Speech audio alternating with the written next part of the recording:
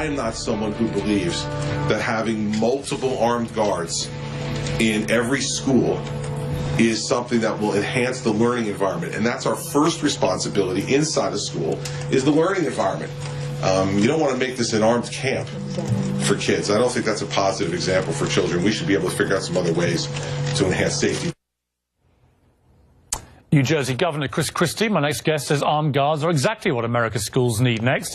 In the wake of the massacre at Sandy Hook Elementary School, Sheriff Joe Arpaio of Maricopa County in Arizona has called for armed volunteers to patrol around 50 schools under his jurisdiction. And the sheriff joins us now. Welcome to you, Sheriff.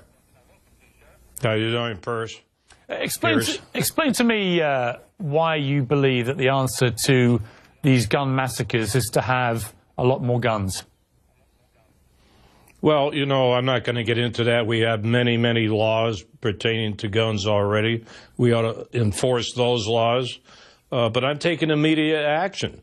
I have a volunteer posse made up of 3,500 are armed, well-trained, 100 hours of training. We just finished another program at the malls, very successful. So why not utilize and mobilize the posse, which a sheriff can do, in the perimeters? I don't believe in putting the posse in the schools, but protect the kids and the teachers by outside patrol, visible, deterrence, and keep these bad guys out of the schools. At Columbine, you'll be aware, there was an armed sheriff. 12 students got killed and a teacher. At Fort Hood, which is one of the most protected Army bases in the world, 13 people were killed, 29 wounded. At Virginia Tech, there were a number of armed security people. Why on earth do you think that these patrolmen, as you put it, who you've just taken off the streets and given a bit of training to, could do any better? Well, we don't pick them off the streets. They're well-trained, and they have the authority under this sheriff. Nothing is perfect. Look at Norway. You remember the massacre in Norway that don't even allow guns? So you never can say everything is perfect, but you sure can take action, try to deter any operation. Don't surrender. Don't just talk about it, that every politician seems to be doing. Get something done. So that's what I'm doing. What about this old quaint idea? What about taking guns off the streets rather than flooding the streets with more guns? Well, I don't know. We have a Second Amendment. You know, you've been through this, many conversations about this. You have a First Amendment. There's a Second Amendment. But guns do not kill. People kill. We just had 2 murders, my office investigated, by knives. Should we take all the knives away? I mean, where do you draw the line? Well, I suppose where you draw... Here's my point, Sheriff. Here's my point, which I tried to make to Alex Jones, but he was ranting too loudly to really focus on what I was saying. In Britain, we had a Don't take it out on me. No, I won't. In Britain, we had a very similar massacre in Dunblane in Scotland in 1996. As a result, as I'm sure you know, a national handgun ban was brought in, and it also banned all automatic and most semi-automatic rifles as well. So it would have banned the weapons that have been used at Aurora, at Sandy Hook, and the Oregon shopping mall, and others. And since then, there has been no single shooting at a school in Britain. And there have been 2 smaller massacres in that period, both by people who actually had licenses for these arms. But in the main, Britain has been almost gun murder free, and it averages about 35 gun murders a year, as I tried to tell Alex Jones. In America, where you have 300 million firearms in circulation, and you have extraordinarily lax gun control, you have between 11 and 12,000 gun murders a year. Now, Britain is just a fifth of the size of America. 5 times 35 is not 11,000. So clearly, America has a particular problem. It has by far the greatest number of gun murders of any of the 23 richest countries in the world. So again, I put my question to you really is this.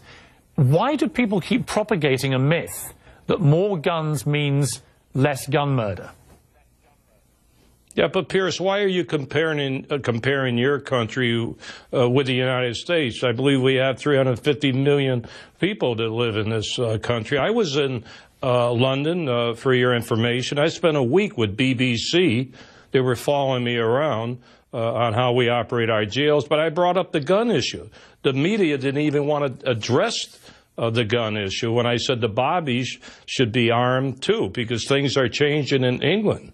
but nobody wants to talk about it in England, which is really strange. You're talking about it. I'm glad you are. It's not that strange. The situation hasn't changed because actually the number of gun murders hasn't changed. We can talk about lots of things wrong with my country. You know, there's terrible problems with knife crime, with obesity, with gang violence, all sorts of social ills. I'm not claiming my country's perfect at all. But I can tell you one thing we got right. When a load of school children were massacred by a madman with a gun, we banned guns in my country. And I'm very proud of those politicians and of the public for rising as one, left and right, it wasn't a political issue, and getting something done that has meant there's been no school shooting since. There probably will be in the future, but by God, we made it difficult. And what I don't see in America is any collective will by the people who run this country, including yourself, to try and make it more difficult for people who are disturbed to get their hands on these AR-15 style, military style assault weapons, which are killing machines. Well, I think Smith & Wesson's 6-cylinders killed too. You know, but this is the Second Amendment. We do follow the Constitution in this country, and that's the way it is. If you don't like it, go change the laws. I'm here to enforce the laws. I'm doing the best I can to enforce the laws and protect the people of this county, Maricopa County. Now, if you want to change laws and everything else, okay. By the way, I know you're going to say something about this, but tomorrow is the year anniversary where my deputy sheriff was gunned down with a assault rifle. So you know what I'm going to do? I'm going to arm every one of my deputy sheriffs with automatic and semi-automatic weapons. They're going to defend themselves against anybody that tries to kill my deputies, whether it's with a gun, a knife, or a bomb. Okay, Sheriff, that's entirely your prerogative. As you say, until the laws change, you are perfectly entitled to arm everybody you like in your jurisdiction with AR-15s. And if that's your decision and you think that's the answer to America's gun problem, then that is entirely a matter for you. Thank you for joining me. Thank you. We now have some breaking news. The White House has just responded to the petition to deport me for my stand on guns from Press Secretary Jay Carney. He says, I quote, "The White House responds to all petitions that cross the threshold, which is 25,000, and we will respond to this one. In the meantime, it's worth remembering that freedom of expression is a bedrock principle in our democracy." So there we have it. Not deported just yet. When we come back, America's leading political family, the Kennedys, know all too well the deadly toll of gun violence. Patrick Kennedy and Christopher Kennedy Lawford are here to talk about that and about how this country deals with mental illness.